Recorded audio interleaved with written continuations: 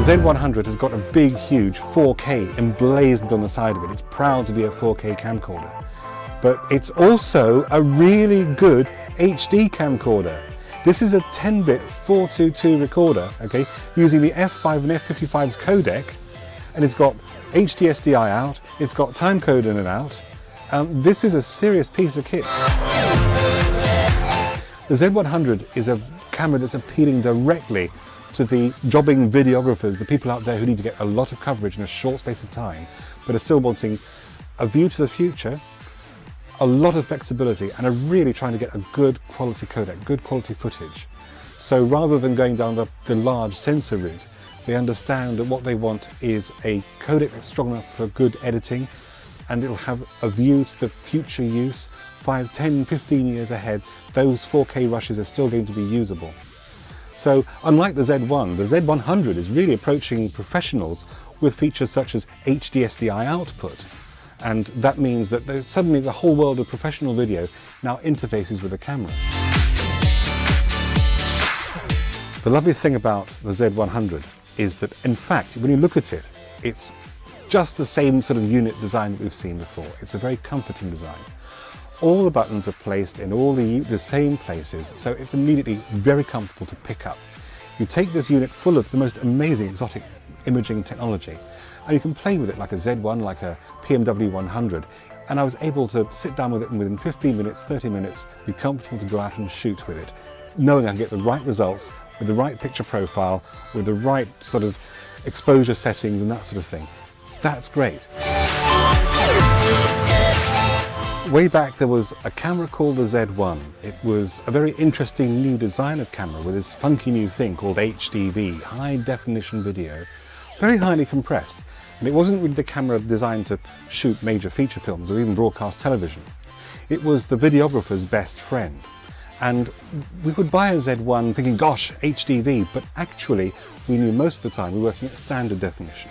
So why do we want HDV? We could play around with it, get used to it, get used to the workflow. Then what happened is we found out how to use HDV in interesting new ways. For example, if you scrunch it down, you made very good quality standard definition, better than DV, because all those big 420 color pixels got scrunched down in size to become almost 422. So for the first time we could do chroma key. The Z1 gave us a new technology slightly ahead of time, which gave us time to adopt to it and get used to it and develop our own workflows for it. Now, that is, I think, what the Z100 is doing, is bringing us 4K before we're actually sure how we're going to use it. 4K for me is about reframing, better color, better latitude, and interesting aspect ratios, the right aspect ratio for the right story. Right now, 4K does have its uses in interesting areas. I mean, I'm a corporate video shooter, but my part of the corporate video is in the corporate events market. And quite often these are the best places to experiment with the new technologies, because we have all the best toys. We have a very exotic sort of display systems. We can link several screens together in frame accuracy. So basically we can make things play across screens. Somebody says, well, it's going to be 4 or 5 HD screens wide by 1 HD screen high. So my aspect ratio on a recent job earlier this year was, I think it was 48:9. You can do that with 4K. You've just got that much more space to play in order to be able to do strange aspect ratios and T-shaped video. Well, yeah, it's true. We're very much at the beginning stages of 4K, and it's just like HDV when it first came out. Nobody had a screen to show it on, until we suddenly realized, hey, we can show this in PowerPoint by converting these big HDs down to 720p and popping them in PowerPoint.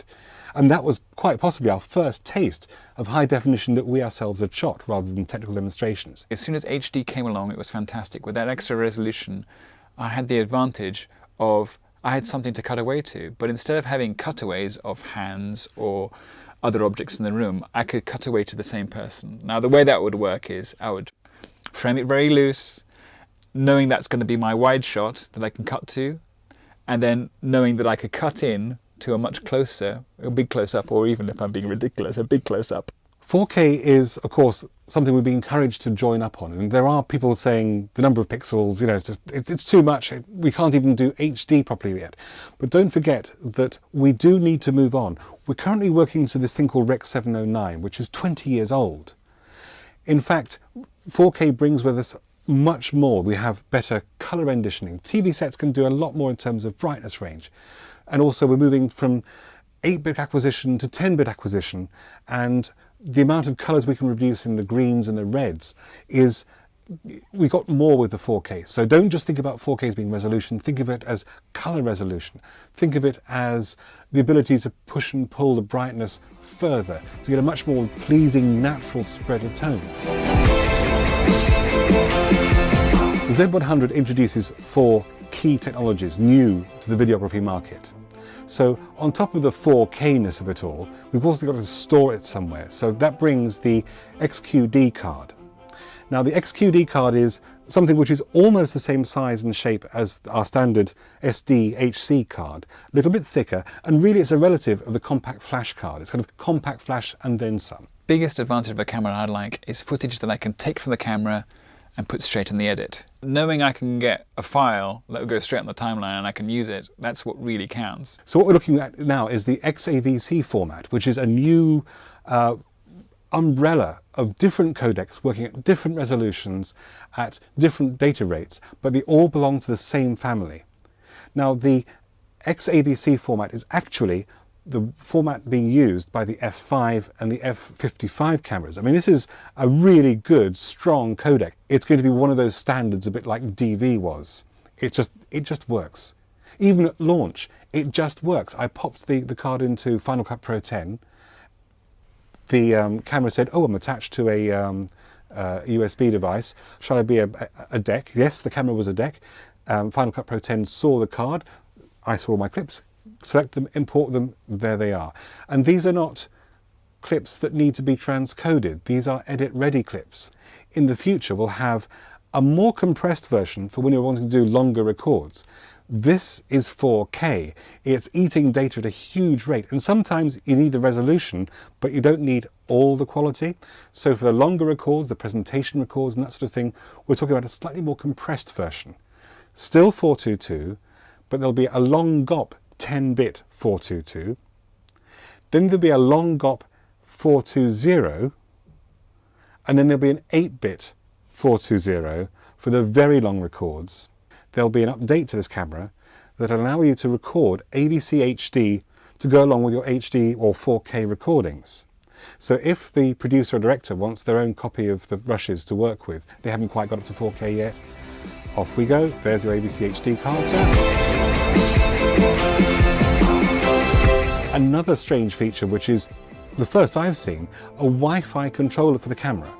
So it's a Wi-Fi device. You can log onto a Wi-Fi and you can control it with an iPhone, Slate device, Android or whatever. It's just a browser's interface. But that can control not just the start-stop of the camera, it also brings you the paint controls, the balance of red to blue, that sort of thing. It'll bring you the focus and zoom.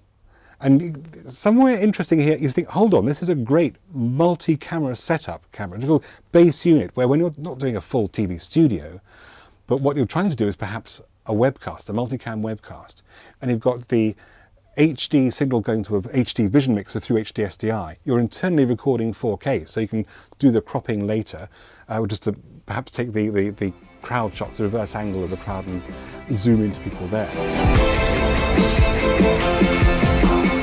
So who's going to buy the Z100?